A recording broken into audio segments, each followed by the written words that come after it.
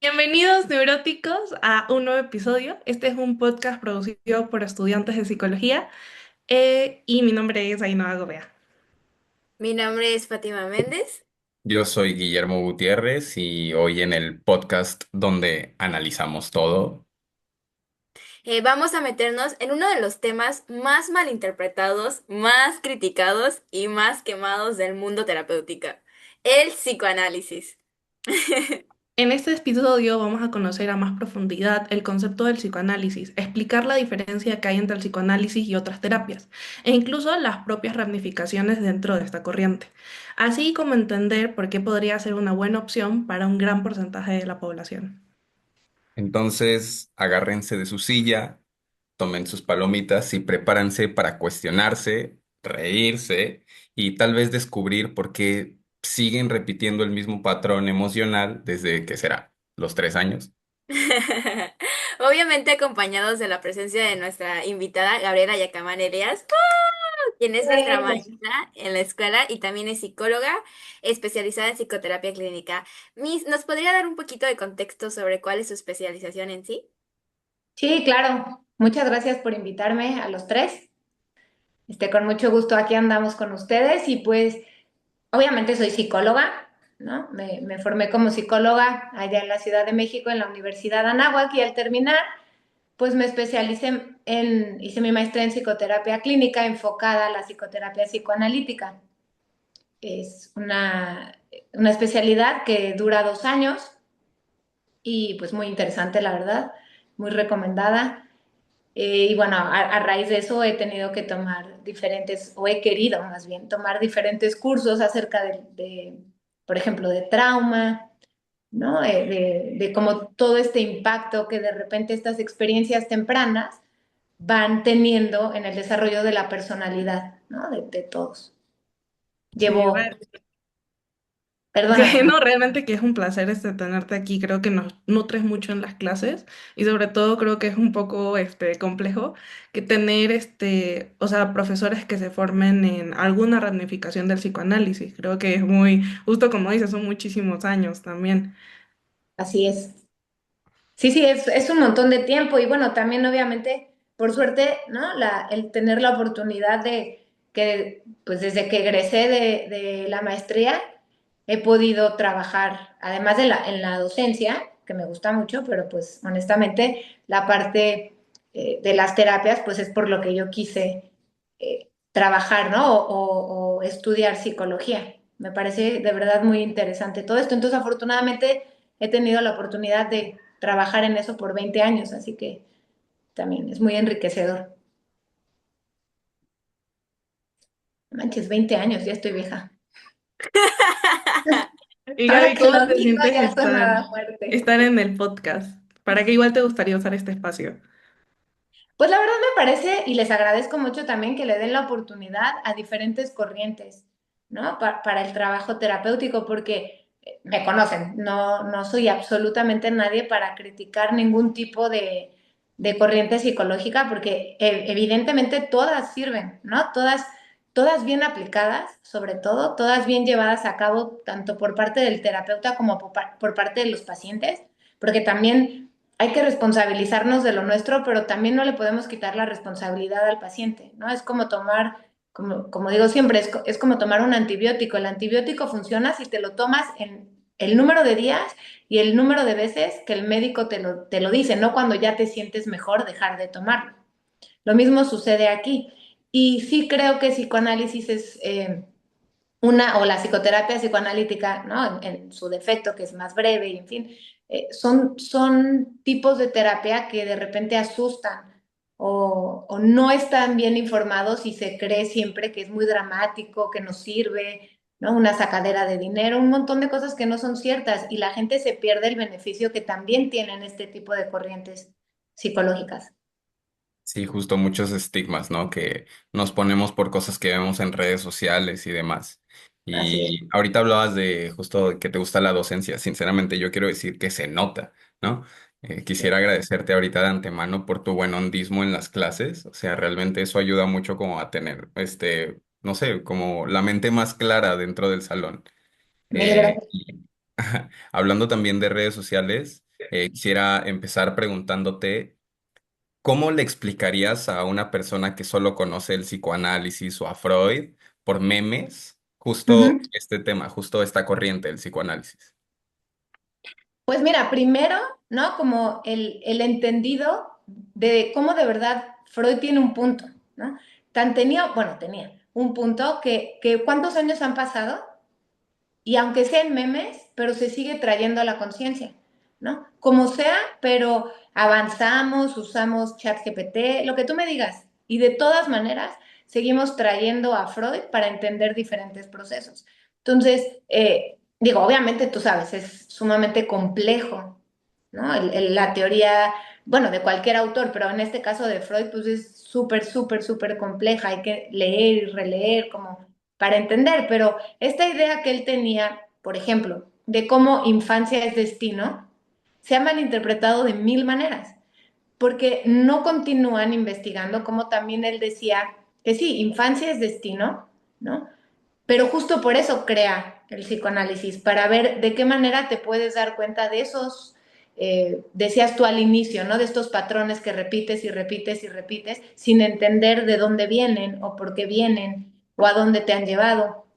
Freud también buscaba reestructurar la personalidad completa, ¿no? Hacer un cambio de personalidad completa. Por eso dura tanto tiempo, no es por sacar dinero, es porque él genuinamente estaba convencido en este proceso de investigar. Es importante que también sepan cómo él era un investigador nato, ¿no? A Freud lo que le gustaba era investigar.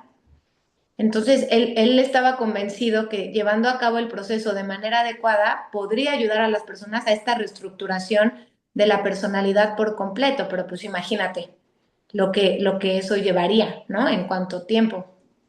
Entonces, pues bueno, también eso es bien importante porque pues, la idea es muy buena, ¿no? La idea es pero bueno, es complicado de manera tan ambiciosa como lo pedía él o como lo solicitaba él.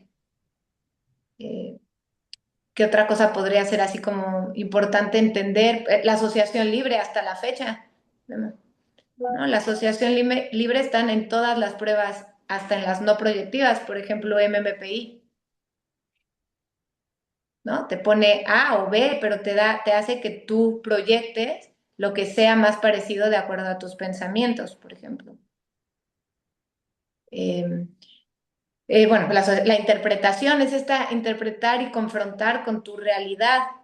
Muchas veces, sobre todo ahorita, ojalá nadie se enoje conmigo, pero en esta sociedad tan de cristal es complicado porque el tener que darle la vuelta a todo y buscar palabras y nos confunde en lugar de confrontarnos a lo que realmente nos está sucediendo. Y entonces, en lugar de solucionar un problema rápido, le damos tantas vueltas para no ofender a no sé quién por no sé qué, ¿no? Que se vuelve todo esto un relajo de estar buscando. Y por eso Freud habla de la interpretación, ¿no? De llegar al meollo del asunto para que tú entiendas por qué te está pasando lo que te está pasando y entonces te responsabilices para generar un cambio. Sí, está súper interesante, Miss, todo lo que usted dice. La verdad es que yo sí creo mucho en esta parte que usted menciona de que ha pasado años de Freud, pero aún se sigue trayendo y estudiándolo para explicar procesos como puede ser, por ejemplo, los trastornos, ¿no? Que Ujú, primero tienes que entender la neurosis, pues la histeria, por ejemplo, para el TLP, muchas veces sé que se relaciona el TLP con la histeria, ¿no? Y cómo ujú. tienes que conocer todos estos fundamentos en los que se basa, ¿no? Ahora, y también siento que esto que usted menciona sobre la interpretación, la asociación libre y el inconsciente sobre todo, ¿no? También es algo que a pesar de los años que han pasado de la teoría, sigue habiendo, ¿no? O sea, se sigue habiendo en pruebas, en las personas, lo se puede visualizar, la verdad. Yo era como, o sea, yo como que le tenía mucho hate a Freud porque decía, ay, creo que eres muy machista. Pero la verdad es que he estado ahorita con las pruebas proyectivas, si bien no la tomé con usted, la tomé con Yasmín, la verdad es que sí me doy cuenta del contenido, pues, de psicoanalítico, por así decirlo, que tiene y que neta o sea, sí dices, wow, o sea, sí dices, wow, esto es real, esto es real. Entonces sí me sorprende mucho. Y yo le quería hacer la pregunta de... Entonces, basado en esto que usted menciona, ¿Qué no es Ajá. psicoanálisis? Ya que nos había dicho hace ratito que mucha gente cree que el psicoanálisis es regalar dinero por tantos años y que no estás haciendo nada, entre comillas. Entonces la pregunta sería, ¿qué no es psicoanálisis? No es eso, psicoanálisis no es centrarte, o sea, únicamente como en estas etapas tempranas sin que, porque imagínate, si te voy a interpretar, ¿no?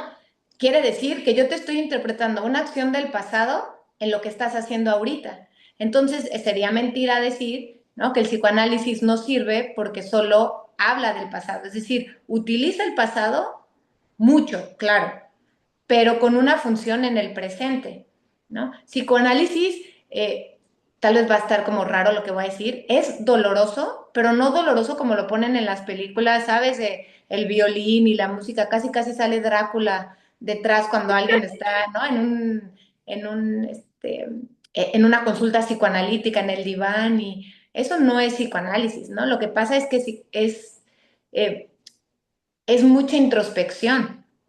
Y claro que duele, porque es pues enfrentar de repente estos errores que no siempre fueron, la mayoría de las veces no fueron como deseados por parte de quien te dañó, ¿no? Pero entonces tú te tienes que enfrentar a juzgar, entre comillas, ¿no? Porque no es juzgar a la persona, sino el acto de algo que te hicieron cuando eras pequeño. Y entonces eso lo vuelve doloroso, pero no es perder el tiempo hablando del pasado, ¿no? No es como estarle buscando también mucho que dicen eso. Es que le buscan mucho, ¿no? Es como estar buscando y buscando y buscando. Pues es que somos mucho, Fati, ¿no? Nuestra mente es mucho. Sí. Entonces necesitamos entenderla, no podemos quedarnos con lo superficial porque no lo somos. Al final, nos guste o no, estamos hechos para la trascendencia, ¿no? Entonces, eso nos hace mucho aquí. Y el psicoanálisis lo entiende de esa manera y busca que quien entre en un tratamiento de este tipo se valore de esa manera. Entonces, por eso es doloroso. ¿Me explico? Entonces, el psicoanálisis no es una broma, el psicoanálisis no es, o sea, sí es que todo tiene una interpretación, pero no en el sentido de burla, ya sabes, como, o sea, no, o sea, estos acting outs pues tienen un sentido, mejor, ¿no?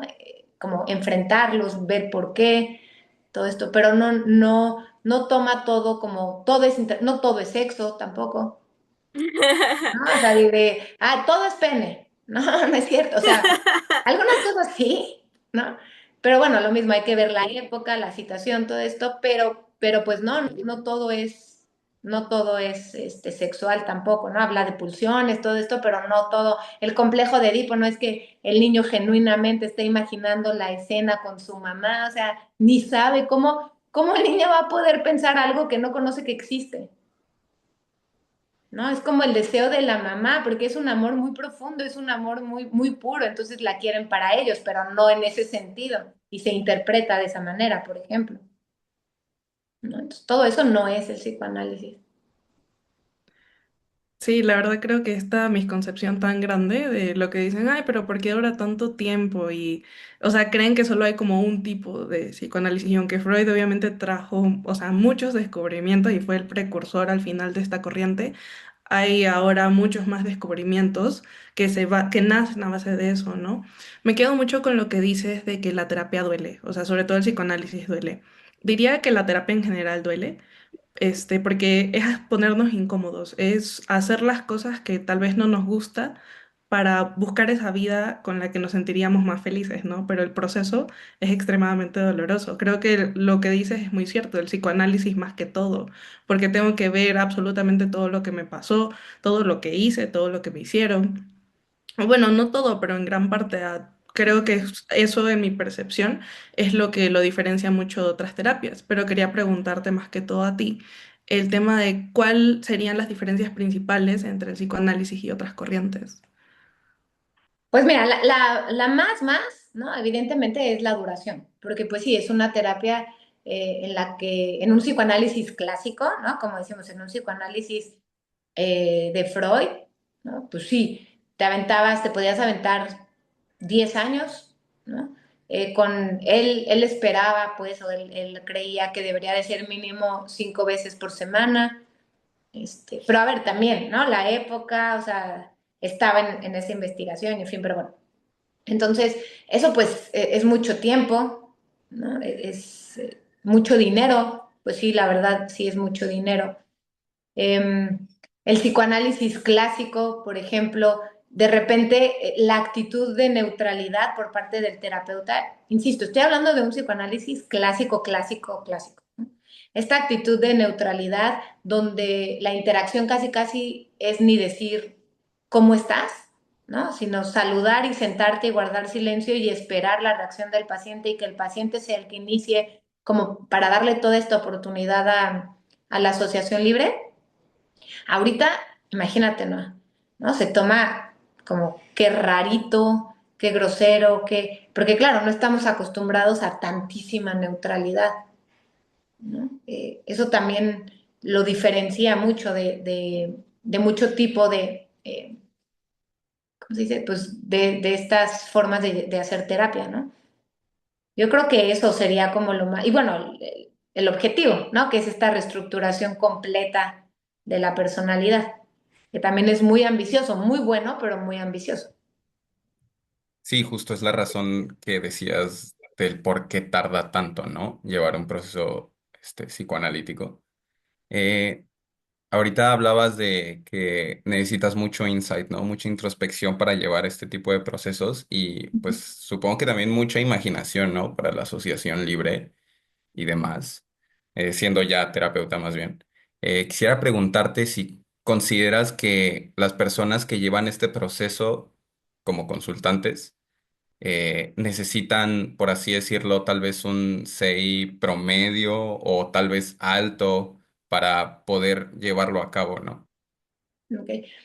Mira, Freud, ¿no? Decía, él no aceptaba gente que no tuviera como, este coeficiente intelectual que él considerara significativo, ¿no? Porque decía que si no, no iban a poder llegar al insight. Actualmente ya no es la cosa tan elitista, diría yo, ¿no? Ya sí tiene, o sea, sí hay límites, como para todas, ¿no? O sea, sí es una realidad que sí necesitas tener como cierta comprensión, sobre todo del lenguaje. Eso sería lo básico, ¿no? Esta comprensión del lenguaje y las ganas de hacerlo, pero no un CI como tal, o sea, no un CI en cuanto a conocimiento del mundo, ya sabes, sino más bien del idioma.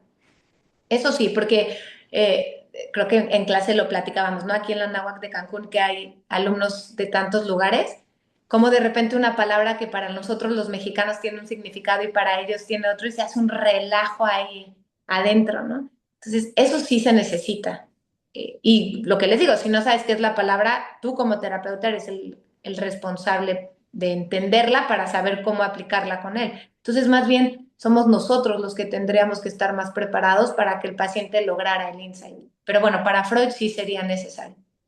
Claro, porque me imagino tal vez a un psicótico, ¿no? Que tiene incluso tal vez un insight muy bajo, o que tiene verborrea y está ahí en el diván acostado simplemente hablando como de tú, y pues sí, supongo que no llegas a nada, ¿no? No, además peor, porque lo regresionas, ¿no? Ajá. Y luego quién sabe si sales de esa consulta. Sí, no, ese es un limitante también. No, eso no se puede tratar en psicoanálisis. Pero bueno, tiene como varios pros, ¿no? Y varias cosas. O sea, por ejemplo, otra cosa del psicoanálisis es como la neutralidad del espacio, ¿no? O sea, cero cuadros familiares, cero nada que le proyecte al paciente cualquier significado, o sea, cualquier, no significado, sino cualquier pista de quién es el terapeuta, ¿no? Ni te cuelgas cosas, ni anillos, ni nada, nada. Tiene que ser lo más neutro posible para permitirle al paciente que la fantasía esté duro y dale, porque lo que dicen es, lo que va a pasar es que ellos van a proyectar en ti, ¿no? Como esta fantasía del objeto, este anhelo del objeto. Entonces, el terapeuta se vuelve completamente en un espejo. Si yo le digo al paciente, si tengo hijos, si no tengo hijos, si soy católica, si no, el paciente se va creando una imagen de mí y entonces va teniendo limitantes, porque si yo soy católica, por ejemplo, ¿no? Y la paciente abortó, pues ya como que empiezo a limitarlo, ¿no? Entonces también esa neutralidad del espacio es muy importante para el psicoanálisis y para la psicoterapia psicoanalítica igual. Sí, justo. O sea, creo que también es un punto muy ético, porque, o sea, si por ejemplo entras a un consultorio que está lleno de crucifijos, de que tienes igual, o sea, es este tema que también hablamos justamente contigo en entrevista, el de que a pesar de que no tenemos que perder nuestra identidad, hay ciertas cosas que no deben como que sobrepasar, porque hasta algún punto estamos afectando que el paciente se sienta en completa libertad de expresarse. Y eso obviamente en la terapia psicoanalítica me imagino que tiene un mayor impacto por el tema de la asociación libre. Justamente hablando de no solamente el tema general y exclusivamente tu enfoque, ¿qué otras ramificaciones hay del psicoanálisis? Pues mira, por ejemplo, está la psicología del yo, ¿no? Tenemos la parte, la psicología junguiana, igual es como ramificación, Lacan, ¿no? Que Lacan todavía es como, bueno, en mi punto de vista, porque a mí me resulta mucho más difícil entenderle que a Freud, por ejemplo, ¿no? Pero bueno, también es una rama, Definitivamente, Miss. ¿verdad, Pati? Sí, no. Sí, dificilísimo, como que de repente, yo me acuerdo en mis clases me decían y me quedaba así de, ¿eh? A ver, otra vez, no entendí, ¿no? Pero bueno, está él. Es como, yo siento que Lacan habla como las aguas locas del Chavo, del Ocho, Ajá. cuando dice, son de Jamaica, pero saben a tamarindo, pero se parecen a las de horchata. O sea, siento que Lacan habla súper así, pero la única cosa que logré entender de Lacan es el deseo es el Ah, deseo del sí, otro. sí, sí. Y ya. Sí, él es muy complicado, pero por ejemplo, las relaciones objetales es otra ramificación del psicoanálisis. Y la verdad, a mí se me hace este, una teoría, ¿no? Pues muy buena. Este tema de las relaciones objetales, pues digan lo que digan, pero es la verdad. O sea, es bien interesante. Por ejemplo, Otto Kemper, ¿no? Que para mí es mi favorito de todos estos autores. Digo, ya está muy viejillo, pero a mí me parece utilizar la confrontación, ¿no? A manera del trato de los pacientes narcisistas, junto con él y Kohut, ¿no? Toda esta investigación que hacen, cómo tratan el trastorno limítrofe de la personalidad con este tipo de teorías, sí, súper interesante, ¿no? Claro, o sea, todos toman este capítulo uno de nuestra vida, que es la infancia, ¿no? Todos quieren entender cómo fue ese amor que te brindaron, cómo fue tu Edipo, cómo lo brincaste, ¿no? Melanie Klein lo dice de una manera, Freud lo dice de otra, pero los dos hablan de Winnicott, es mucho más amable, por ejemplo, ¿no? Y de todas maneras, pues todo esto te permite el aprendizaje de la persona, pues bueno, para ya llegar a la conclusión, ¿no? De que el capítulo 2 ahora sí, Fátima lo escriba de acuerdo a como a ella le dé la gana escribirlo, ¿no? Que tenga la historia que ahora sí ella puede contar, porque los cuatro que estamos aquí, nuestro capítulo uno nos lo escribieron, esa es la verdad. Nuestro nombre, ¿no? Nuestra escuela, nuestro idioma, hasta te ponían el moño aunque no te gustara y te aguantabas porque a tu mamá le gustaba, ¿no? Y así hasta que llegamos al capítulo 2 y empezamos a hacer esas, aprendemos y modificamos, ¿no? Entonces, hay todas estas ramas, ¿no? Justo ahorita que hablaban de Lacan, creo recordar haber escuchado que él en vida incluso dijo que falló porque nadie le entendía, No que, lo sé, pero puede ser, ¿eh? que ninguno de sus estudiantes, así como discípulos, no llegaban como a comprender lo que él quería decir realmente. Y ajá, dijo que esa fue como su fallo así de por vida. Qué Por vida, locura, ¿no? pobre la cara. Miss, yo tengo una pregunta aquí un poquito. ¿Usted qué piensa de que según, bueno, no sé si sea real, o sea, lo que tengo entendido es que sí, pero de que Lacan, de que a veces veía a un paciente 5 minutos y después lo despachaba. ¿Usted qué piensa de eso? O sea, ¿usted cree que esté bien? te voy a confesar algo que nunca confesé a mis profesores. Cuando nos estaban enseñando eso en la clase, lo tengo muy claro, cómo mi cabeza entró así de, o sea, imagínate llevar una hora esperando tu cita, entras, estás desquiciado, empiezas a hablar y te dice, creo que hasta aquí es donde tenemos que trabajar hoy para que tú analices y no sé qué, y te tengas que pagar e ir. No, Fati, yo creo que yo ahí dije, no, no le entiendo. O sea, ahí me rendí porque era eso o pacientes que les daba más de una hora. O sea, Ajá. él decía qué tanto tiempo merecía la situación que el paciente llevaba, ¿no? Entonces, a mí eso me causa mucho conflicto, honestamente. No creo que yo hubiera podido, Sí. pero tampoco soy una gran estudiosa de Lacan, la verdad, como para... Hablando un poco más de tu historia, eh, pues sí, dentro de la psicología, quisiera preguntarte, ¿qué fue lo que te llevó a elegir la psicoterapia psicoanalítica? La verdad, Memo, las pruebas proyectivas. Wow. Bueno, número uno, repito, o sea, con todo el respeto del mundo, pero a mí lo cognitivo, o sea, cuando me tocó la clase de cognitivo y todo eso, yo decía, pero es que no, no podemos, me conocen, soy un poco más intensa, ¿no? Yo decía, es que, ¿cómo así? ¿Cómo lo vamos a hacer? Como este pensamiento, esta idea, este. Entonces ahí empecé a entrar yo solita como en mi cabeza y al mismo tiempo llevaba psicoanálisis. Antes, en el año 2000 te daban también la materia de psicoanálisis. Y esa me movía un poco más. Y después empezamos a aplicar pruebas proyectivas.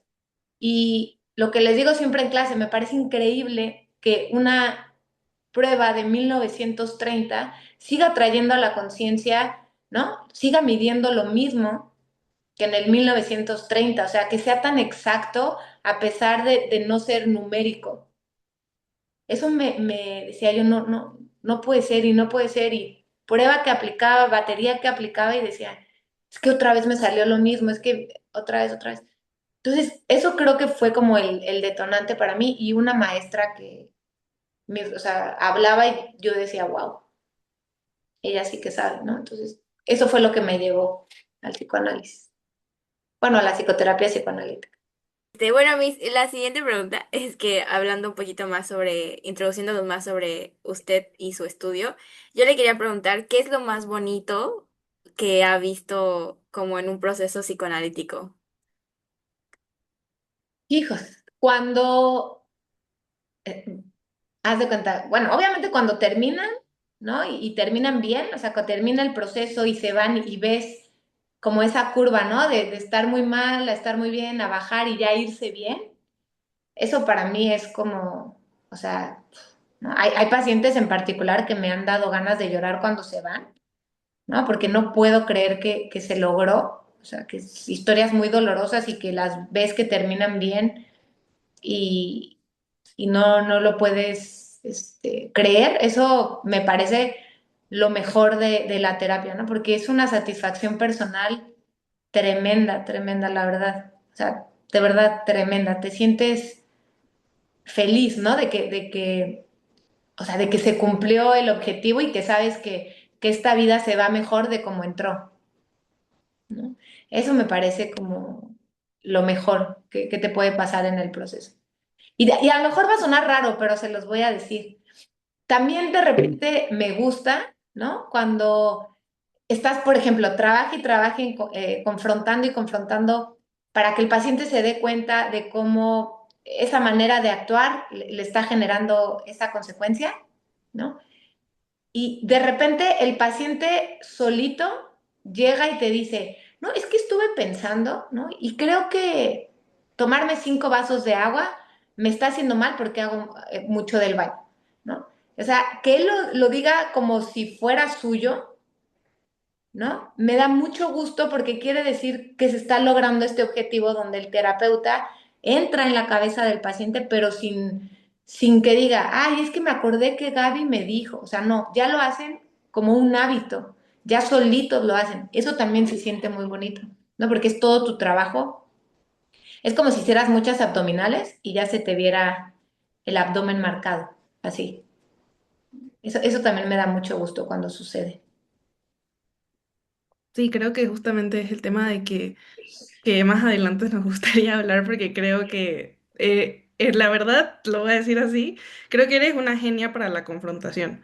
O sea, siento que es algo que a mí no se me hace tan fácil, pero por ejemplo, poniéndote casos prácticos cuando tuvimos nuestros pacientes en su momento, fue este tema de cómo lograbas confrontar, o sea, decir exactamente lo que le podíamos decir. Esta es la situación que tengo, pues confróntalo de X manera.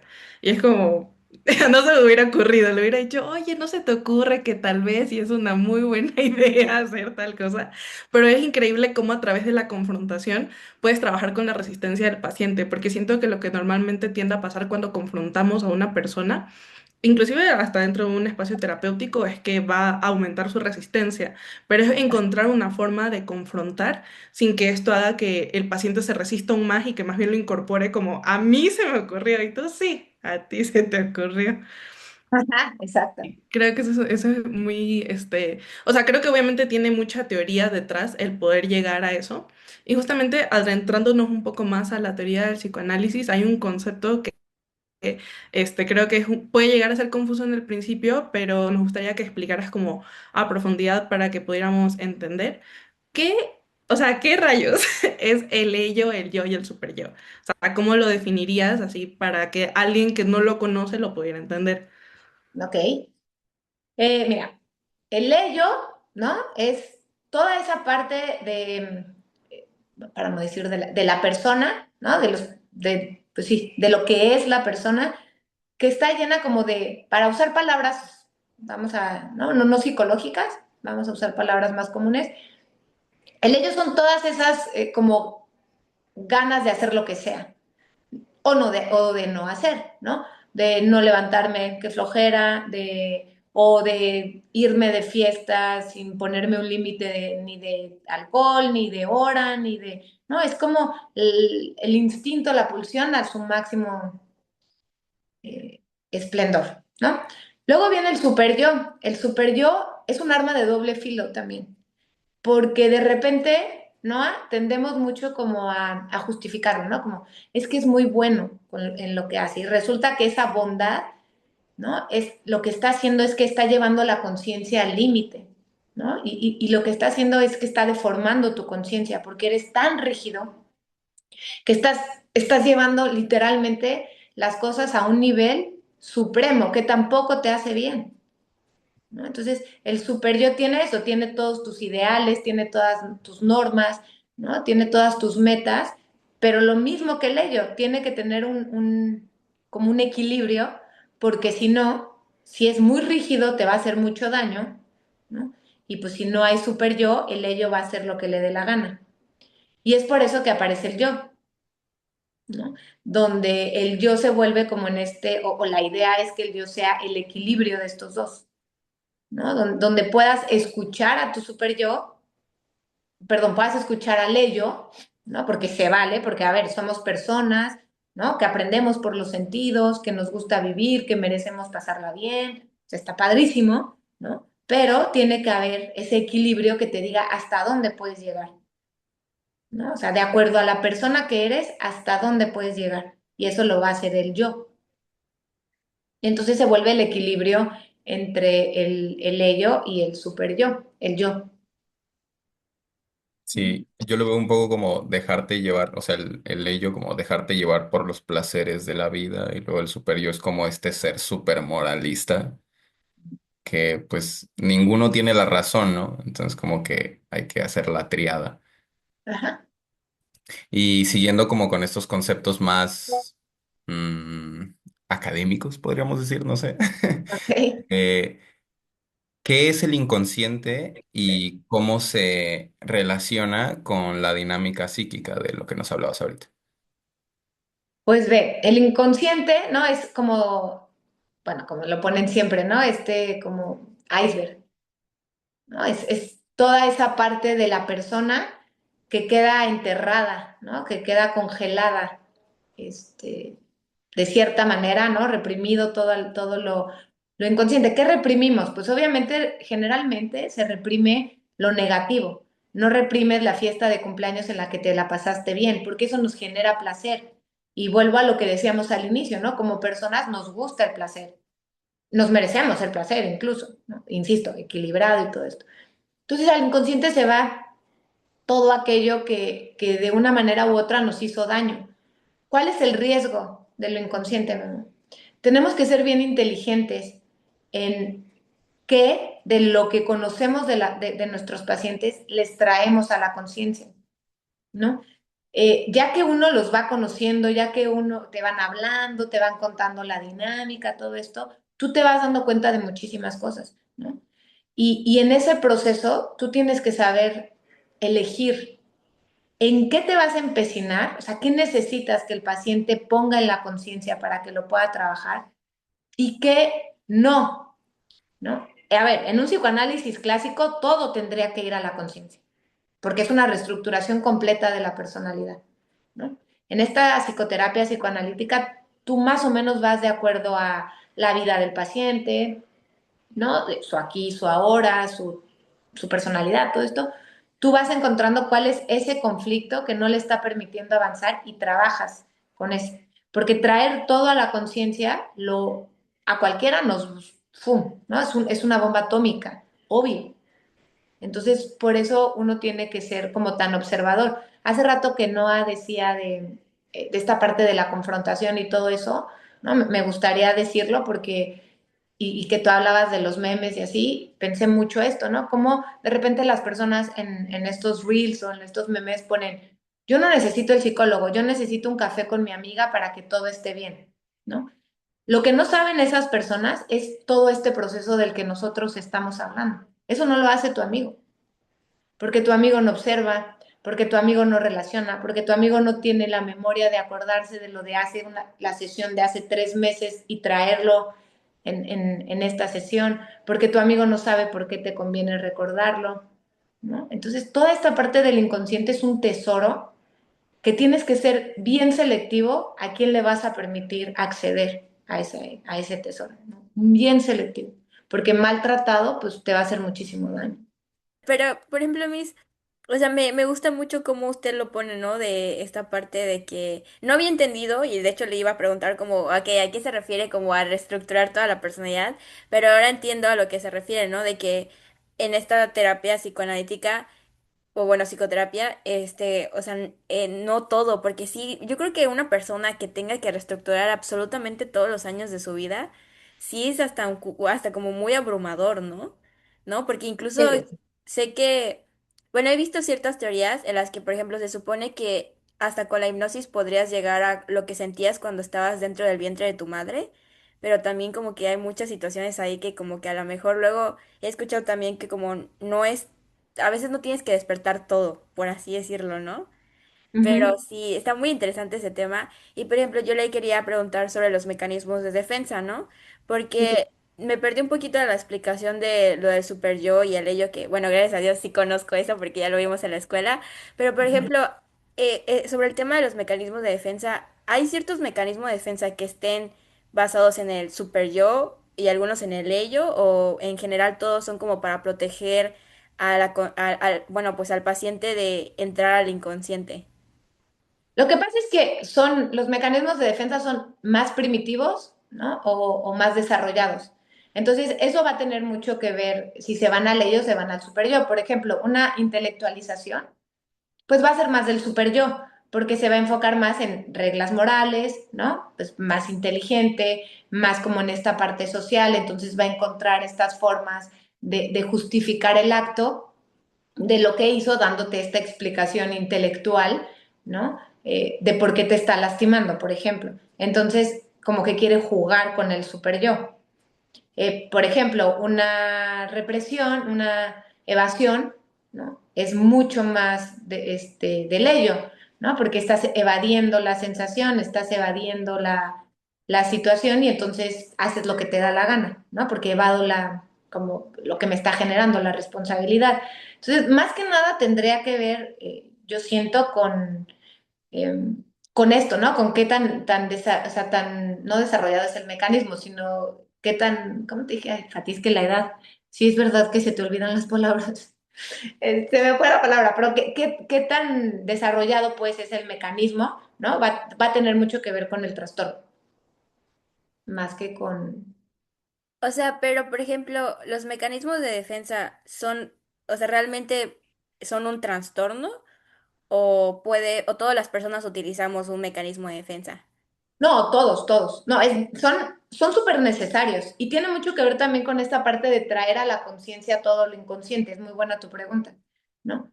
Los mecanismos de defensa los necesitamos, porque si no, sería como diría Jung, ir por la vida sin máscara, ¿no? Eso no se puede, Fati, honestamente, ¿no? No porque seamos hipócritas ni mentirosos, es porque tenemos que ser inteligentes. ¿No?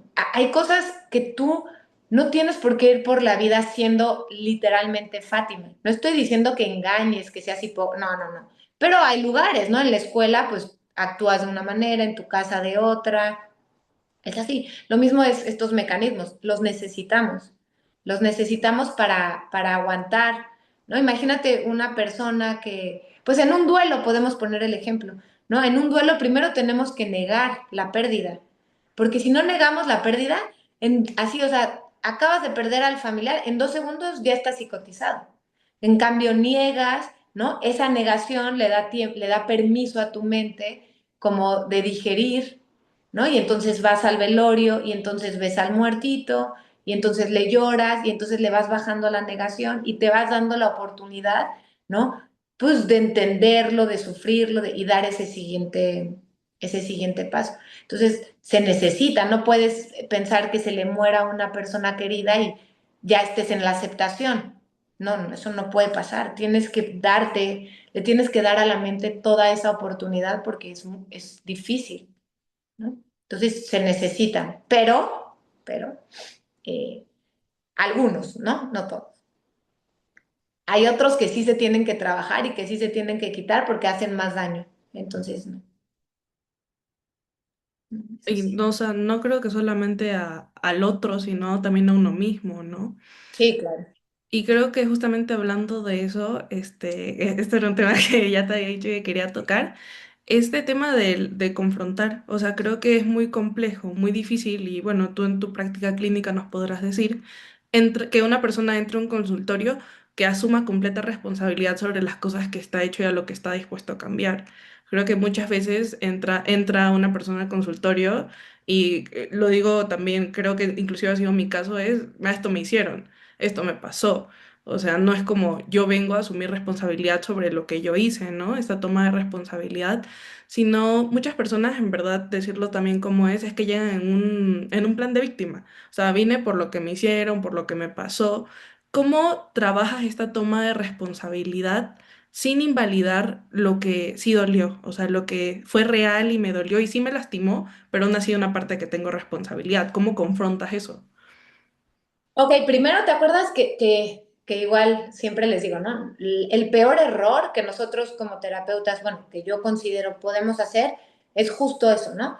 Tener lástima por nuestro paciente, porque si el psicólogo te tiene lástima, pues tu cabeza te va a decir, brother, no tienes oportunidad. O sea, ni el psicólogo cree que tienes como otra opción. Entonces, hay cosas, ¿no? Que voy a poner un ejemplo muy desafortunado, ¿no? Un abuso. Yo tengo, cuando el paciente comenta acerca del abuso, por ejemplo, ahora que desafortunadamente me ha tocado mucho de este ejemplo que te voy a dar, ¿no? Eh, Jovencitas que a los 16 15 años, ¿no? Compañeros del salón de clase, no sé, estaban en el salón, por ejemplo, o en una fiesta o algo, y lo que hacían es agarrar, ¿no? Y meterle la mano por debajo de la falda, tocarle la vagina, este tipo de cosas, ¿no? Y las niñas de repente se quedan como congeladas. Entonces, claro, es la responsabilidad de ella, ¿no? O sea, tú puedes decir, ¿y por qué no le quitó la mano y se fue? ¿No? Claro, eso en un mundo ideal, eso es una chulada, estaría de lujo.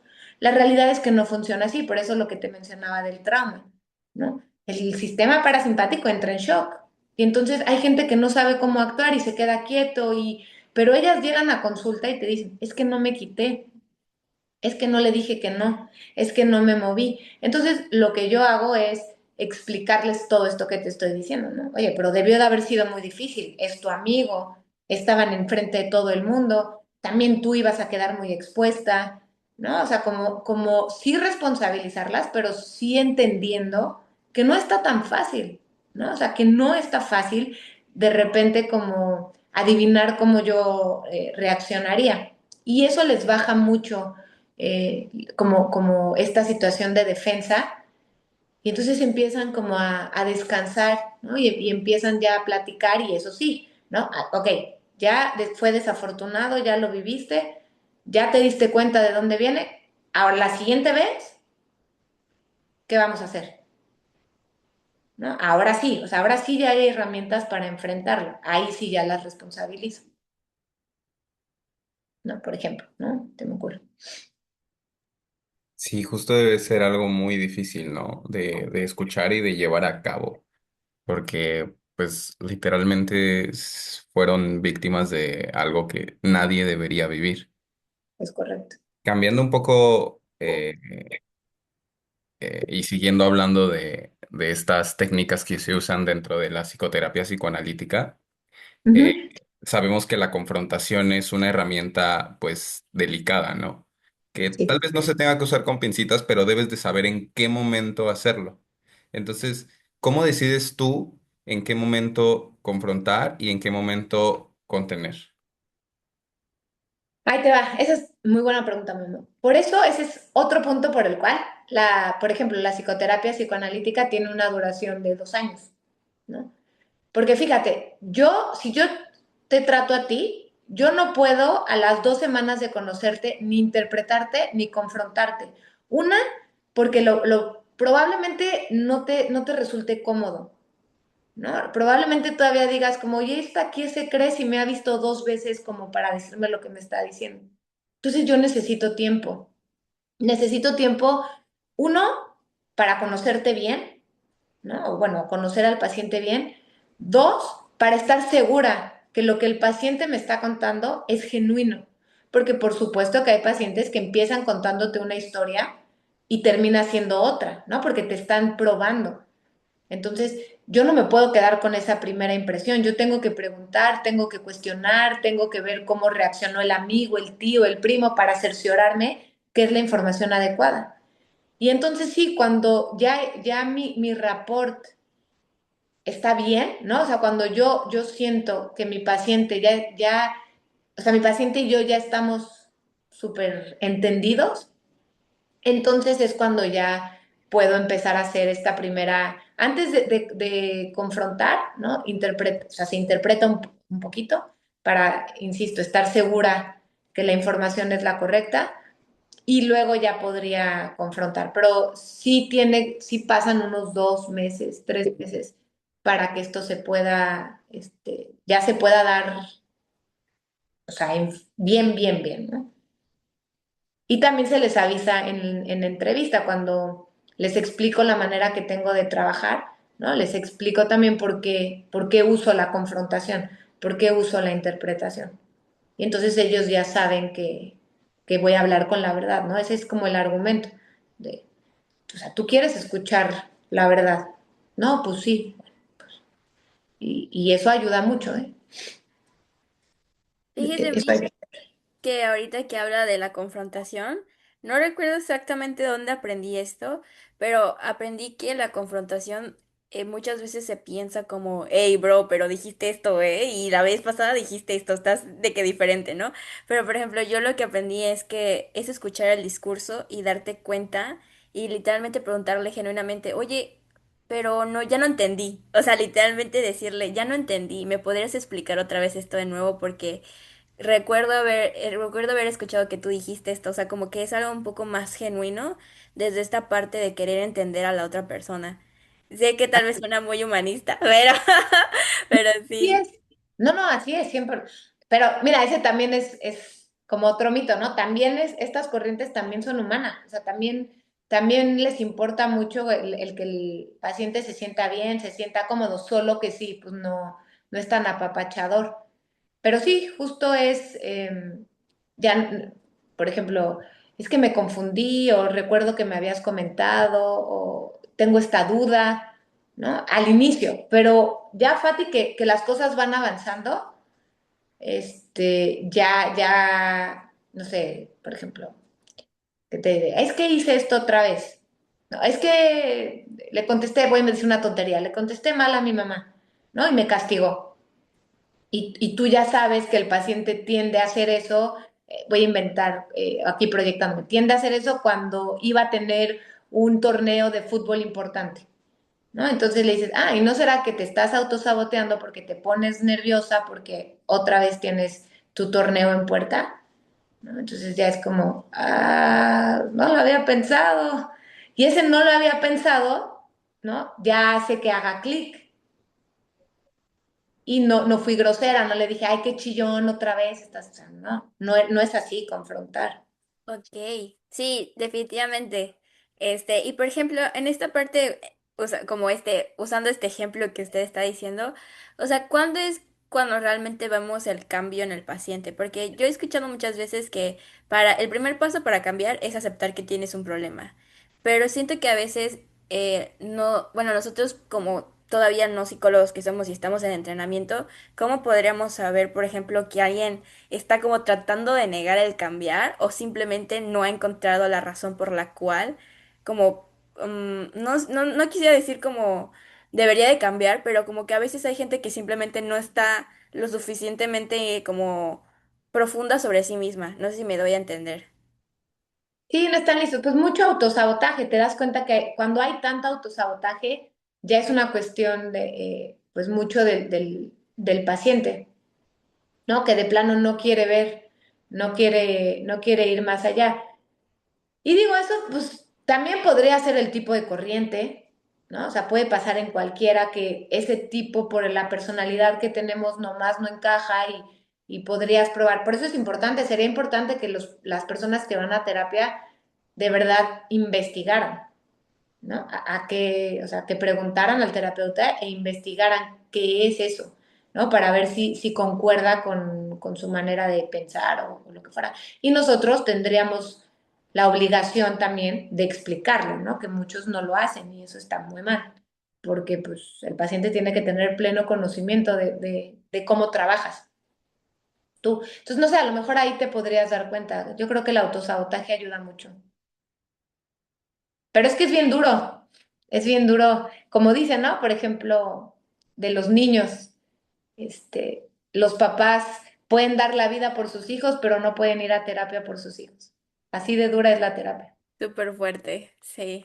Y súper verdadero, que es lo más triste, ¿no? O sea, es increíble, todos darían la vida por sus hijos, pero no van a terapia porque ¿qué? Pues porque el ego, porque duele darte cuenta de tus errores, porque implica cambio, salir de zona de confort. Eso es más difícil que morirse. Y también es el tema de que creemos saber todo, o sea, creemos que nacemos sabiendo cómo tener hijos, cómo trabajar, o sea, cómo hacer cosas tan básicas que en realidad no nos enseñan. Es como que te lanzan a la vida y esperan que sepas todo. O sea, es un tema de que, primero, creo que es un tema muy generacional y ya nos estaríamos metiendo un tema súper intenso, pero creo que es así, o sea, creo que inclusive la gente, pues no nacemos ni siquiera sabiendo cómo amar. O sea, este tema de que creemos que sabemos tantas cosas, pero en realidad sabemos muy poco. Venimos sabiendo nada, o sea, y creo que es este tema de que tiene que haber mucha capacidad en nosotros en decir, no sé, o sea, no tienes que tener todas las respuestas, pero sí tienes que tener la disposición de ir tras ellas. Creo que Exacto. eso es esencial. Sí, sí, sí, eso es clave. Y afortunadamente ustedes están logrando que más personas hagan conciencia de todo esto, ¿no? Que eso está de lujo también. Le están haciendo un paro a las sociedades, perdón, sí, a la sociedad que viene debajo de ustedes, la verdad. Sí. O sea, creo que justamente son dos lados. Somos generación de cristal, pero a la vez también exigimos mucho cambio, ¿no? O sea, pero es esto, también no irnos a ser tan polarizantes, de nuevo, o sea, porque, o sea, tenemos en que ser extremadamente frágiles, porque sí, hasta algún punto sí lo somos, y en otros lados sí queremos ser muy revolucionarios y traer cambio, pero también hasta dónde, en qué circunstancias y cómo. También esto me lleva a otra pregunta, que es el tema De nuevo, estos dos lados de la moneda que existen en el lado de las personas que van a terapia. Muchas veces vemos el lado de la víctima y luego está esta otra persona que asume su responsabilidad, pero llega un punto que es más culpa que realmente hacer algo para lo que pasó. ¿Cuál es la diferencia y las diferentes funciones de como esas dos estancias, del ser víctima y el sentirnos tan culpables, consumidos por nuestra culpa, ¿no? Ok. La realidad es que ambas se van a convertir en un impedimento para sentirte pleno, ¿no? Tanto ser víctima como sentirte culpable. Ambas son complicadísimas de tratar, ambas. La diferencia es que con la culpa, ¿no? Las personas que son así como que sienten tanto esa culpa tienden a expresar cosas como más en contra de ellos mismos, ¿no? Mucho ataque de pánico, mucho ataque de ansiedad, este, no sé, de repente como mucha obsesión, ¿no? En las cosas como este pensamiento obsesivo donde tienen que sanar el daño y entonces lo hacen a través de la culpa, ¿no? Entonces son personalidades más agresivas con ellos mismos. Y los que se sienten como víctimas, pues se tiran para que los levantes. Entonces quedan como pues muy a la disposición del otro, ¿no? A que los estén apapachando, a que los estén sacando adelante, o sea, muy dependientes, ¿no? Entonces, la verdad es que las dos son muy complicadas. Si me preguntas a mí, ¿no? Para mí es por mi personalidad, me conoces, a mí el que te tires para que te levante en contratransferencia es inhalo, exhalo, tomo café, me mentalizo porque me dan ganas ¿de qué hablas? Ya sabes, o sea, como de, ya no manches, de regañarlos y pues no puedo. Entonces, a mí me cuesta mucho más trabajo ese tipo de personalidades porque me desespero, ¿no? En cambio, por ejemplo, los que sienten tanta culpa, me duele más, ¿no? Me duele más porque digo, la culpa es tan innecesaria, porque no tiene ninguna función más que lastimar, ¿no? Como si no te equivocaras, como si no sé, me da mucho coraje. Entonces, a nivel negativo me cuesta más estas personas, pues más, pues no sé, que se tiran para que las levanten, ¿no? Miss, justo estábamos hablando antes de la sesión, no hay yo, sobre este tema, ¿no? Y sobre también cómo usted en nuestra clase mencionó sobre que la culpa pues prácticamente no tenía ninguna función. Pero, por ejemplo, yo he escuchado o bueno, he leído que, por ejemplo, la culpa y la vergüenza son emociones sociales que se aprenden, pero Correcto. que sirven para regular de cierta manera la moral de la sociedad y como que o sea, por ejemplo, un psicópata no tiene la capacidad de sentir culpa o vergüenza y eso es lo que lo hace ser un psicópata. Y entonces que a nosotros nos ayuda de cierta manera para poder establecer vínculos.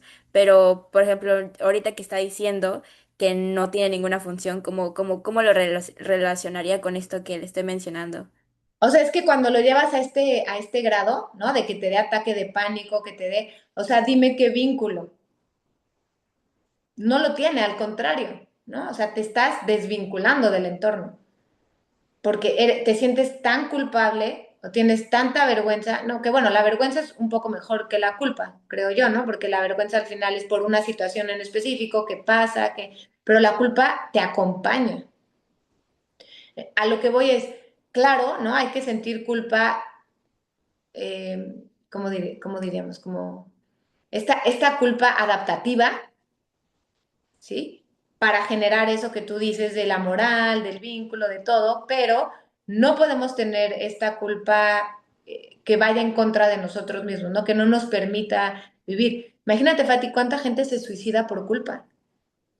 O sea, no sirve de nada sentir culpa si la consecuencia va a ser quitarte la vida, ¿no? Entonces, es ahí donde yo digo, esa culpa en extremo, esa culpa que atormenta, esa culpa que en lugar de solucionar te bloquea, esa es la que no tiene ninguna función, porque no te está generando nada bueno, ni de aprendizaje, ni a nivel personal, ¿no? Entonces, es ahí donde hay que ser muy cuidadosos en cómo les metemos esa culpa. Mira, te lo voy a poner así, de sencillo. En nuestra cultura, ¿no? Somos muy dados a que no digas que no, porque pobrecita de la otra persona se va a ofender. Entonces, no digas que no, no digas que no, no digas que no, no digas que no. Invéntate que te duele la panza, que rompió se te ponchó la llanta, ¿no? Mil cosas. Pero no digas la verdad, no digas que no. Y en casos como el que te acabo de contar, ¿no? De estas chavitas, sí queremos que digan que no. Pero llevamos 16 años diciéndoles que no digan que no. Entonces, ¿cómo mi cabeza entra en disonancia y dice, pero le tengo que decir que no? Pero inconscientemente el no está relacionado con se va a sentir mal, pobrecito, sacrifica tú, inventa tú, no sé qué tú, para que el otro esté contento, ¿no? Son ese tipo de patrones los que tenemos que trabajar y trabajar para que se pueda romper y la culpa sea una culpa adaptativa. Me gusta mucho cómo explicas el tema de que la culpa la llevas contigo a todos lados, porque yo veo, o sea, lo pongo así como en una analogía y veo la vergüenza como esas veces que estás a punto de dormirte y te acuerdas de, ay, no, porque esa vez dije eso, ¿no? Ándale. Como, ay, chale, ni modo, pasó. Ajá, Pero pues sí, la culpa es todo el tiempo, ¿no? Es esa piedra que no te deja, que la traes contigo y que te pesa, que te duele y que tampoco te sirve de nada. exacto. Siguiendo un poco con la entrevista, ¿qué conceptos clásicos crees que se han tenido que modernizar a día de hoy para comprender mejor a los pacientes actuales? Estos conceptos clásicos, ¿qué será? Me dejaste pensando. Pues mira, o sea, digo, por ejemplo, el tema de, te digo que la edad, no manches, se me olvidó. Ayúdenme. El ello, el yo, el super yo y el que está para ayudar al yo, El ello, el yo y el el super. super yo. Ajá, y luego tenemos esta otra instancia que agregan más adelante, es el self. Ah, Ah, ¿a poco es algo diferente, Miss? No, sí. no, no, o sea, pero son este tipo de términos, ¿no? Que conforme vamos avanzando, se van, no modificando, pero se van como agregando a lo clásico. Ah, bueno, pero por ejemplo, el self creo que nace de Jung, ¿no? Sí, sí, Pero pero ¿cuál por es la eso, diferencia entre el self y el yo? que el self es como una estructura además del yo, ¿no? Que ahí sí ya no solo es como tu estructura psíquica, sino también tu entorno. Por eso habla de un inconsciente colectivo, pero, o sea, se va formando de cosas extras que te va ofreciendo. Ah, ok. El entorno. Pero, por ejemplo, el tema del Edipo, ¿no? Este Edipo de Freud sigue siendo clásico, pero, por ejemplo, pues sí, el Edipo en general, pero antes, ¿no? Cómo utilizaban el Edipo, por ejemplo, para explicar la homosexualidad.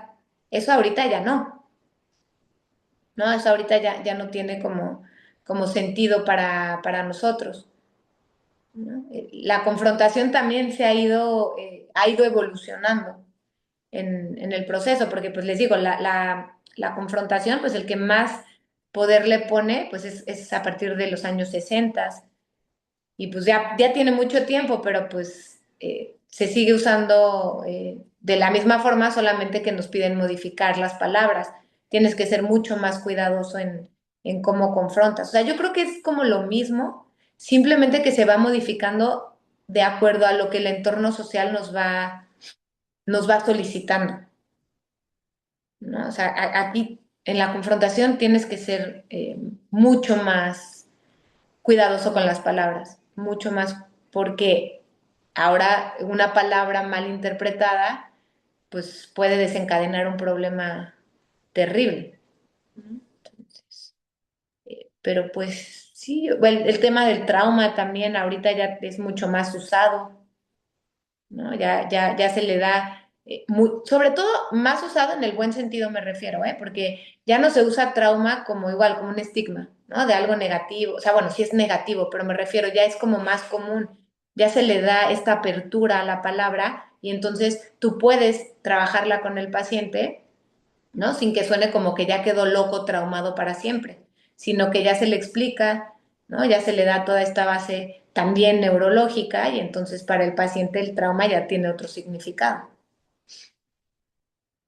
¿no? Sí, de hecho he visto que No sé exactamente el nombre de la terapia, pero creo que es esa terapia que hasta incluso te hacen un movimiento ocular que te ayuda como a procesar cierta información, ¿no? Y como que ya el trauma ya he visto que no sé si se llamarían las terapias de tercera generación, creo que sí. Creo que es Este, MDR, ¿no? Ajá, ajá.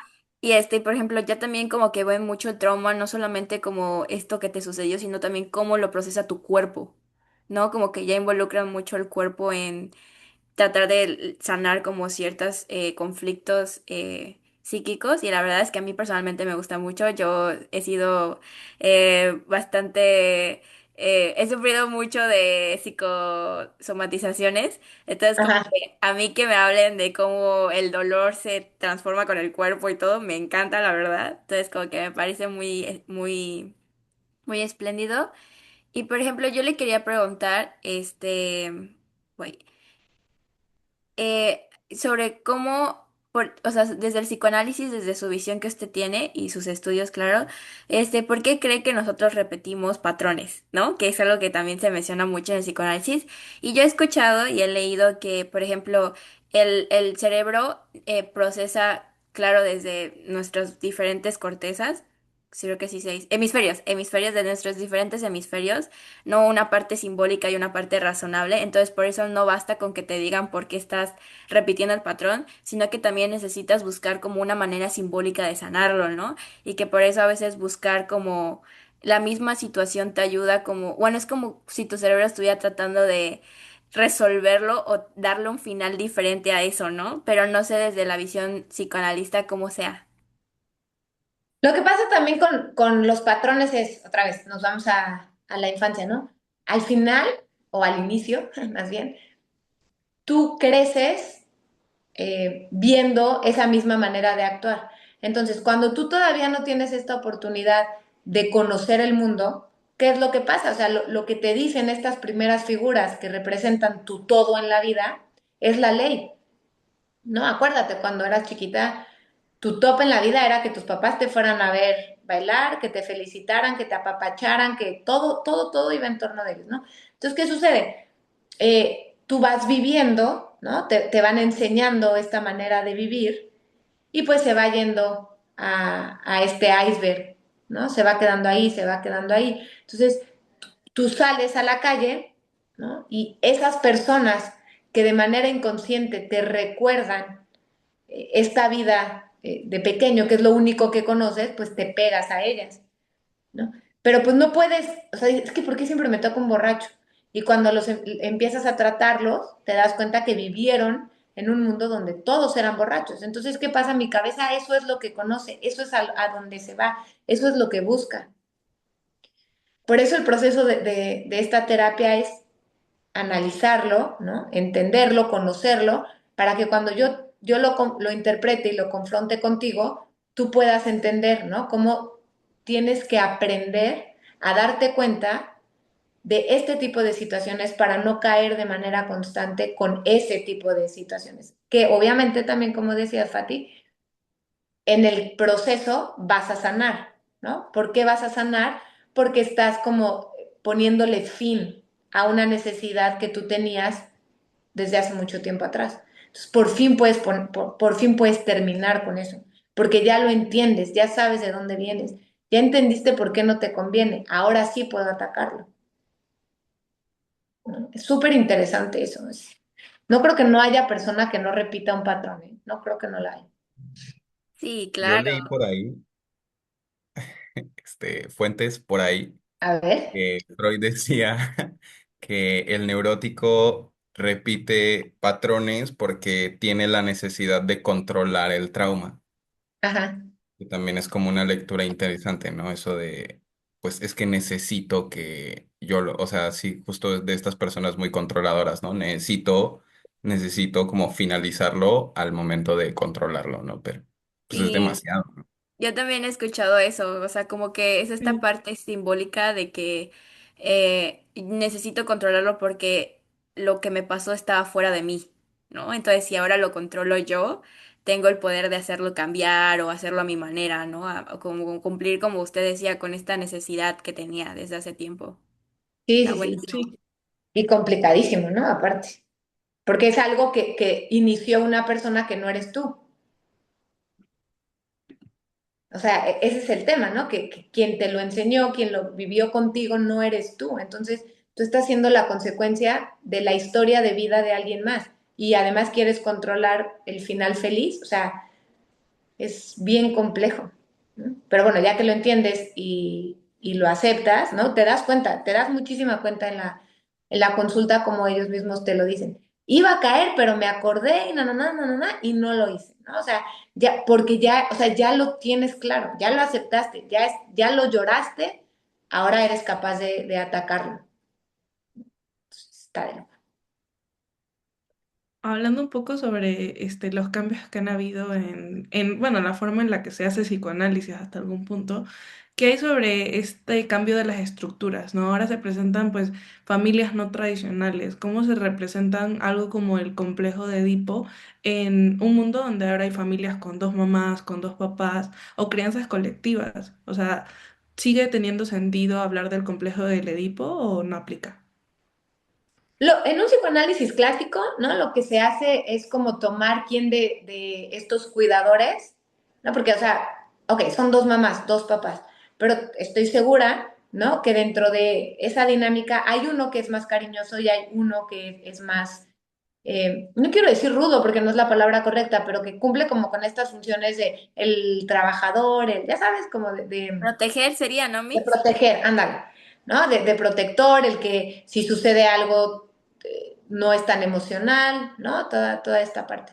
Entonces, el psicoanálisis clásico, pues, dentro de todo esto tendría que ver, ¿no? ¿Cuál de esos dos cumple con la función de la mamá, o sea, de las características, perdónenme, de la mamá y cuál cumpliría con las funciones de las características del papá? Aunque fuera una crianza, ¿no? De muchas personas, de todas maneras, siempre nosotros como que tenemos estas dos figuras. Analícenlo, ¿no? O sea, vives con mucha gente, pero toda esta parte amorosa, no sé, se la depositas a tal, ¿no? Y eres como, estás muy atento de lo que este tío te dice, de cómo te trata este tío, o sea, como que por razones inconscientes le depositas a ese tío esas características. Entonces, se tomaría desde esa perspectiva, ¿no? Te digo, la diferencia, acuérdate que la función de todo esto, bueno, por ejemplo, para Freud es cómo se forma el superyo, ¿no? El superyo es la consecuencia del complejo de Edipo, de cómo trabajaron ese complejo de Edipo, ¿no? Lo que se quita ya pero bueno, desde hace eras, es como la idea de tratar a una persona como, de una persona homosexualidad, con homosexualidad, perdón, a través del Edipo. Eso es lo que ya, pero bueno, no estoy segura, pero me parece que tiene años, no sé, tal vez, no quiero decir un año y equivocarme, ¿no? Pero desde hace mucho que ya no aparece el trastorno. ¿Dónde, Y Fati? pero por ejemplo esto del super yo o sea, que se hace a través del complejo de Edipo, ¿cómo está relacionado? O sea, tiene que ver con esta parte como simbólica de decir a tu mamá y entender que no lo puedes, o como eso me pareció muy interesante, no sé si lo puedo explicar. Mira, para Freud, ¿no? Por ejemplo, para el hombre es más fácil que para la mujer. Como todo para Freud, también hay que ser honestos, todo era más fácil para el hombre que para la mujer, ¿no? Y también un poco en la vida es, ¿no? O sea, complicado. Pero bueno, ¿qué sucede? El complejo de Edipo, ¿no? Para el hombre, el objeto de amor es la mamá y el objeto de identificación es el papá, ¿no? Entonces, ¿qué sucede? Cuando el niño empieza a tener como esta fantasía con poseer a la mamá, insisto, ¿no? Con que la mamá sea suya, porque es lo que más ama, ¿sí?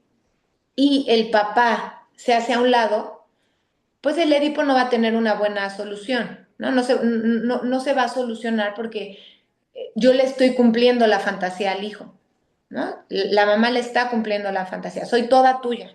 Eso es mentira, Fati, ¿no? Porque el niño va a crecer y en teoría se va a ir y pues la mamá no es suya. Entonces, ¿qué es lo que decía Freud? Un buen Edipo, pues el papá y la mamá tienen esta inteligencia de poner un límite y decir, sí, te amo profundamente, aquí estoy, pero él es mío, o sea, tu papá es mío. Y entonces, de cierta manera, es hacer al niño a un lado, ¿sí?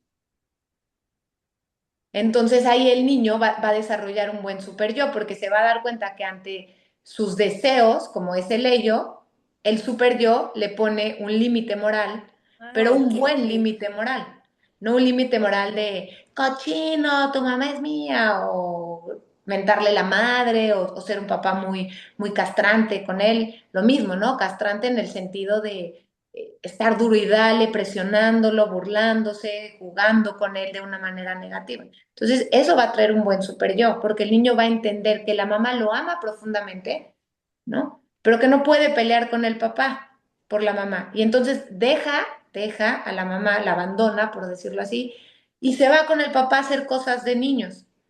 Y entonces se identifica con el papá, ¿no? Y ya queda. Dolorosísimo para la mamá, quiero decirte. Pero uno Sí, aguanta. me imagino, me imagino. Sí, sí, sí. Y la mujer lo tiene más difícil porque todo es la mamá, el objeto de amor y el objeto de identificación. Entonces la mamá tiene que ser amorosa, ¿no? Y se tiene que identificar con ella, pero le tiene que quitar al papá. Entonces, también dolorosísimo para el papá, ¿no? De repente ya cuando la hija, no, yo mejor con mi mamá, ves a los papás así como de, ups, pero eres mi princesa, sí, pero me voy con mi mamá. Y entonces se van con la mamá y pues genera lo mismo. Para Freud, claro. Klein tenía otra idea, Sí, pero bueno. Klein era la de que se iba a estas partes como depresiva o como esquizofrénica, creo que se llama, ¿no? Ujú. Era las relaciones objetales, ¿no? Sí, sí, sí. Sí, sí, justo no sé si se acuerda que le envié un mensaje, ¿no? De que me tocó investigar mucho sobre defensas maníacas. Ah, de veras, es Y la cierto. verdad estuvo muy interesante. De hecho, desde ahí es como que, la verdad es que comparto mucho su historia de que desde las pruebas proyectivas, fue como así, porque la verdad sí me he dado cuenta de que a mí me gusta mucho Jung, porque el tema del inconsciente colectivo me parece sumamente cierto, más en nuestra actualidad. Creo que sí hay muchas cosas que nosotros tomamos de la sociedad y las introyectamos en nosotros, creo que sí se dice. Sí, Es sí. o sea, como usted mismo dice, ¿no? Tanto, o sea, yo no creía mucho como en Freud, o sea, como que tenía esta confusión de que Freud fuera tan machista, pero viendo que obviamente el psicoanálisis no solamente se centra en Freud, he podido entender que hoy en día también se puede utilizar conceptos como el simbiosis en relaciones, porque es verdad, ¿no? A veces hay personas que tienen simbiosis con su mamá o con su papá. También el tema de la castración a mí me encanta porque es una castración simbólica, ¿no? Tanto que se puede hacer como a una mujer como a un hombre desde diferentes ángulos de la sociedad, ¿no? Desde que, por ejemplo, a las mujeres no se les permite el placer y los hombres son como hijitos de mami, por así decirlo, ¿no? La verdad es que son temas de la sociedad o, bueno, como de psicología social, por así decirlo, que la verdad es que me gustan mucho y me gusta mucho cómo el psicoanálisis los explica. Ah, qué bueno. Sí, y también, mira, tienes razón con eso del machismo y todo eso, pero no lo justifico, ¿eh? O sea, a ver, yo soy mujer y tengo dos hijas, por supuesto que jamás lo justificaría por ningún motivo. Sin embargo, también creo que tenemos que ser muy conscientes de la época, ¿no? Entonces, ahorita lo vemos y sí decimos, sí se pasaba, porque sí, o sea, la verdad sí había cosas que decían, no manches, ¿no? Se pasaba. Pero bueno, sin embargo, también tiene, y no es mi favorito, aclaro, porque luego creen que Papi Freud y no sé qué, o sea, sí me gusta, sí, sí le admiro y le reconozco un montón, pero no, mi favorito, se los digo siempre, es Otto Kemper por mil, ¿no? Pero bueno, sí tengo que reconocer que, o sea, su cabeza a mí me parece increíble, ¿no? O sea, increíble, increíble, un investigador nato. O sea, esa es la cosa con Freud, que era un investigador nato. Sí, siento que lo llevó a un límite ya, pues, extremista, ¿no? Como de, La soberbia, Memo. sí, tal O sea, vez. sí, sí. O sea, imagínate analizar a tu propia hija, no juegues, o sea, es imposible, eso no. Todo lo que él decía que no debería de ser. Algo que me chocaba mucho de cuando vimos en clase todo este tema del clásico y demás fue que analizaba por mediante de cartas.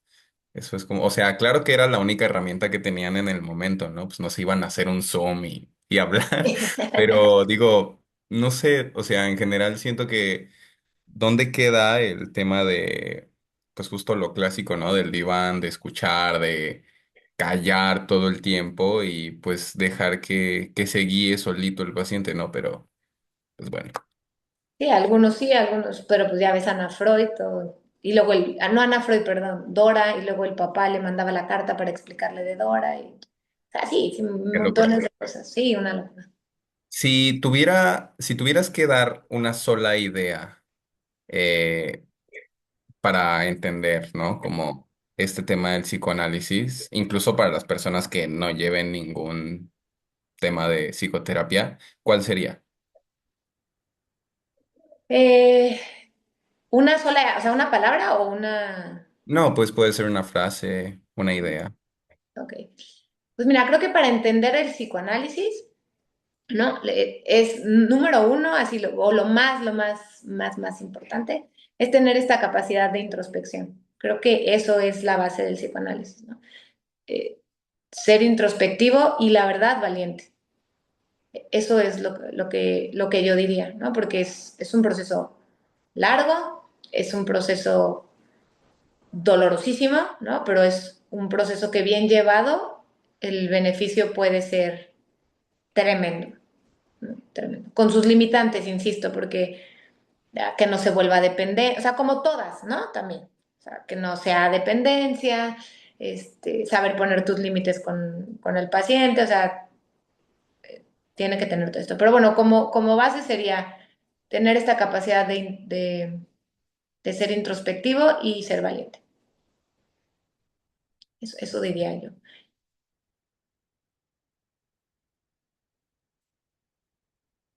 Ok, Miss, perfecto, la verdad, sí está muy bien. Y por ejemplo, yo le quería hacer ya la última pregunta, así ya para ir cerrando. Digo, o sea, no es la última, pero así como cerrando el tema del psicoanálisis. Y Sí, me es, por falta. ejemplo, ¿cómo podría saber una persona que el psicoanálisis es para ella? Como uniéndolo a esta parte de la introspección. ¿Ok? Si eres una persona que busca como entender un poquito más de lo que, o sea, como de lo que traes cargando, ¿no? Como de estos sentimientos, estos pensamientos que de repente sientes que llevan mucho tiempo y no encuentras por qué, de dónde vienen, creo que el psicoanálisis sería una buena opción, ¿no? Una persona también que no seas muy, que te guste que te estén apapachando y todo esto, en cuanto a personalidad, ¿no? También hay que dejarlo claro. También sería muy importante para el psicoanálisis, ¿no? Porque si no, no te va a gustar, o sea, te vas a sentir muy incómodo con tanta neutralidad por parte del terapeuta. Entonces, no convendría, ¿no? Pero sí, más que nada, creo que sería esto, estas personas que de repente no entienden por qué las cosas siguen pasando y no encuentran de dónde viene. eh, Estoy convencida que este tipo de corrientes son una buena idea para trabajar. Ahora sí, por último, este, tenemos una pregunta que es recurrente al final de nuestros episodios y de acuerdo a tu manera de entender la psicología, claramente desde tu corriente, queríamos saber cuál es la que tú consideras que es la neurosis de hoy en día. Muchas. ¿Cuál será? No. Pues yo creo que la culpa podría ser, ¿eh? Sí, ahora que lo pienso bien, sí creo que estamos como tan... Sí, nunca lo había pensado, ¿eh? Me hicieron pensar. Estamos, Asociación libre. sí, estamos lo que decía Fati un poco, ¿no? Esta sociedad nos está enseñando tanto a tener que ser, ¿no? O sea, nos pone estos estándares de momento que yo siento que ya están sacando de control todo, ¿no? Toda esta parte como personal, está como tan en lo que se tiene que ver, en lo que debe de ser entre comillas, porque por supuesto no está tomando a la persona como base, que nos sentimos culpables de todo. Todo genera culpa, ¿no? No alcanzo la calificación, no alcanzo el dinero, no tengo esto, y qué culpa tengo yo y por qué yo no puedo. Y el abuso, ¿no? Es una sociedad muy abusiva también. Y generar esta culpa se está convirtiendo como en sobrevivir, ¿no? Te culpabilizo a ti para liberarme yo. Entonces me parece que yo diría tal vez que la culpa, desafortunadamente. Y es una muy buena respuesta, Miss. Generalmente, otras respuestas que hemos obtenido es como de despersonalización y siento que sí es algo muy real hoy en día en nuestra sociedad, pero también se alinea con lo que usted está diciendo de que esta sociedad es muy abusiva y que hoy en día se quiere, pues prácticamente modificar a la persona desde muchas categorías, ¿no? O sea, y desde muchos ámbitos que al final ya terminan provocando que ese sentimiento de insuficiencia, ¿no? Y la insuficiencia viene acompañado de la culpa de no poder lograr ser algo más de lo que te pide la sociedad.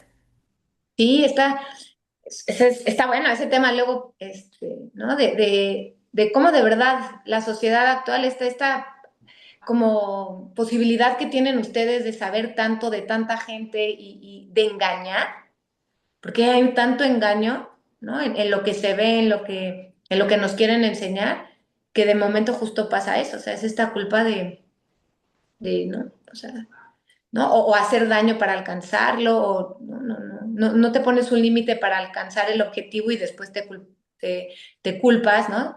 Por lo que no, por lo que hiciste, y sí es mucho tema, como no conocer el límite del otro.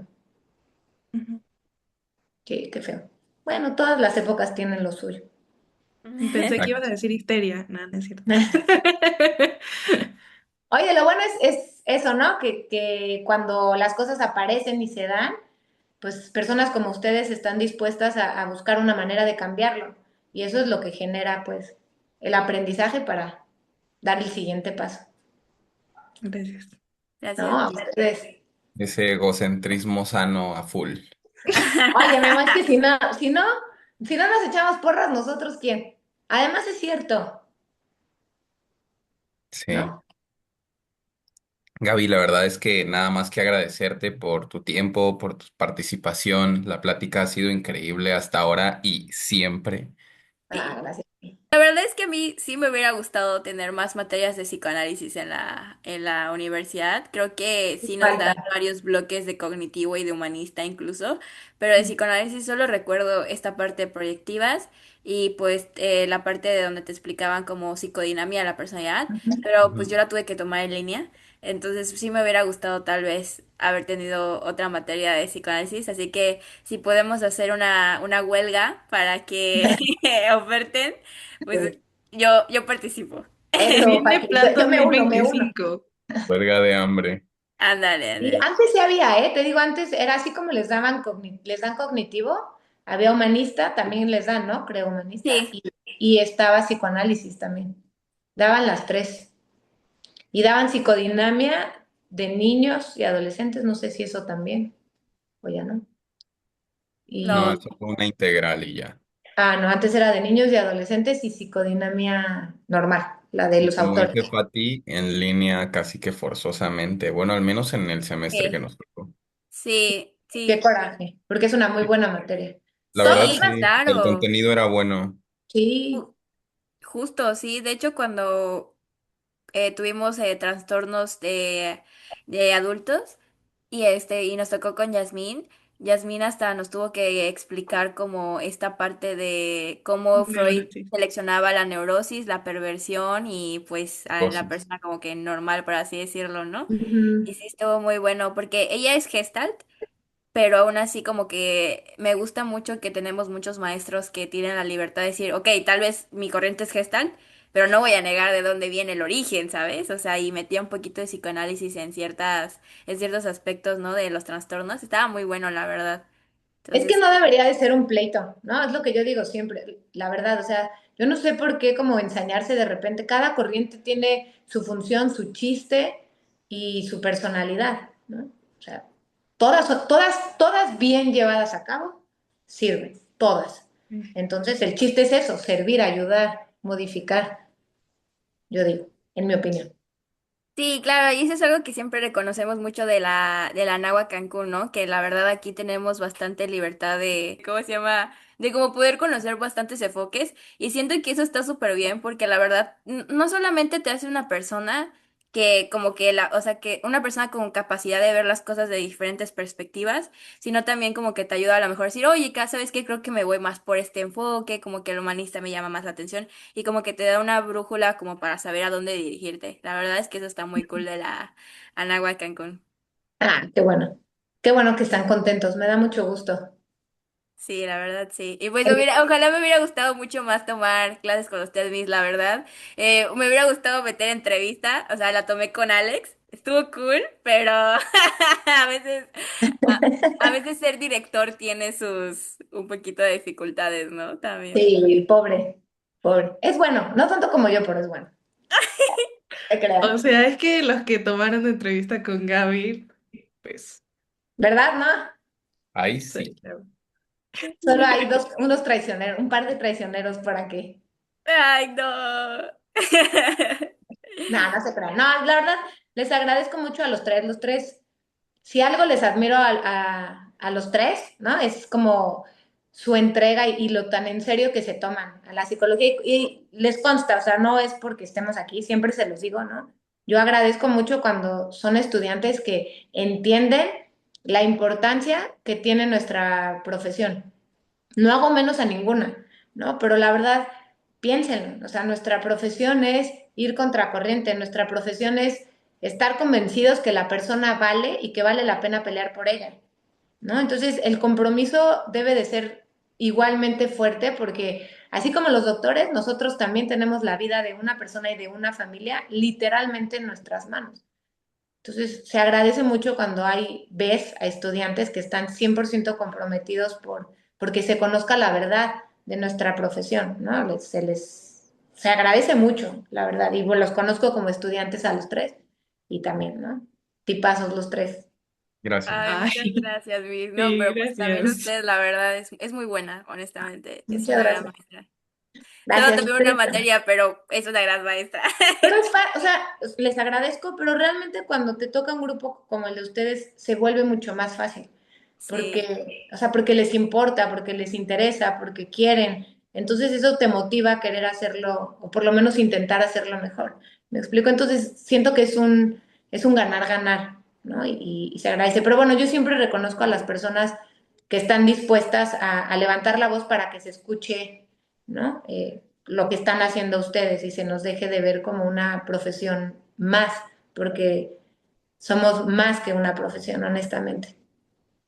sí, definitivamente. Y bueno, además de querer generar más escucha para temas de salud mental, este podcast está para promocionar la carrera de psicología. Si te interesa estudiar con nosotros o contactar con uno de los expertos en el programa, los datos de contacto se encuentran en la cajita de descripción. Si te gustó este Condenado. capítulo, dale like y compártelo con tus amigos para que entiendan qué es el psicoanálisis, entiendan un poco más la profundidad realmente de la terapia y que no solo se estén pasando memes de Freud y crean que un cafecito con su amiga lo cura todo, porque no. Y si tu interés es grande y te gustaría saber más sobre temas o datos psicológicos, te invitamos a darte un recorrido por nuestro canal. Ahí tenemos muchos más episodios. Eso sería todo por hoy. Nos vemos, neuróticos. Bye.